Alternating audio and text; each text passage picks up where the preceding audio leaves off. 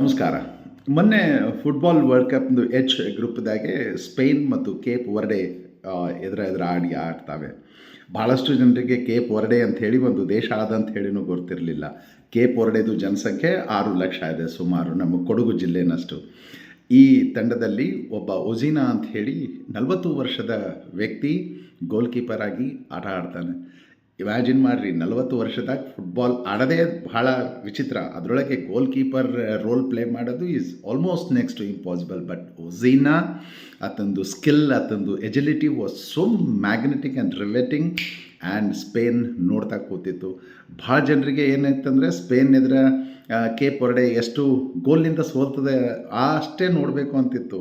ಆದರೆ 90 ನಿಮಿಷಗಳ ಆಟದ ನಂತರ score card was Cape Verde 0, Spain 0 and match draw ಆಗಿತ್ತು. ಒಝೀನಾದು ವ್ಯಕ್ತಿತ್ವದಿಂದ ನಾವೇನು ಕಲಿಬೇಕಂತಂದರೆ, ನಮಗೆ ವಯಸ್ಸು ಇಂಪಾರ್ಟೆಂಟ್ ಇಲ್ಲ, ನಮ್ಮ ಮಾನಸಿಕ ಸ್ಥಿತಿ ಮತ್ತು ಸಾಧನೆ ಮಾಡಬೇಕು ಅನ್ನೋ ಛಲ ಇದ್ದರೆ ವಯಸ್ಸು ಜಸ್ಟ್ ನಂಬರ್ ಆಗಿರುತ್ತದೆ. ಆ ವ್ಯಕ್ತಿದು ಎಷ್ಟು ಸೌಜನ್ಯ ಅಂದರೆ, ನನ್ನ ತಾಯಿಗೆ ಕರ್ಕೊಂಡು ಬರಬೇಕಾಗಿತ್ತು, ಆದರೆ ನನಗೆ ಆಕಿಂದು ಟಿಕೆಟ್ ತೊಗೊಳ್ಳಿಕ್ಕೆ ದುಡ್ಡಿರಲಿಲ್ಲ ಅಂತ ಹೇಳಿ. ಇಮ್ಯಾಜಿನ್ ಮಾಡಿರಿ, ವಯಸ್ಸು ಏನೇ ಇರಲಿ, ಸಾಧನೆ ಭಾಳ ಇಂಪಾರ್ಟೆಂಟ್ ಆಗಿರುತ್ತದೆ. ಜೈ ಶ್ರೀ ಕೃಷ್ಣ.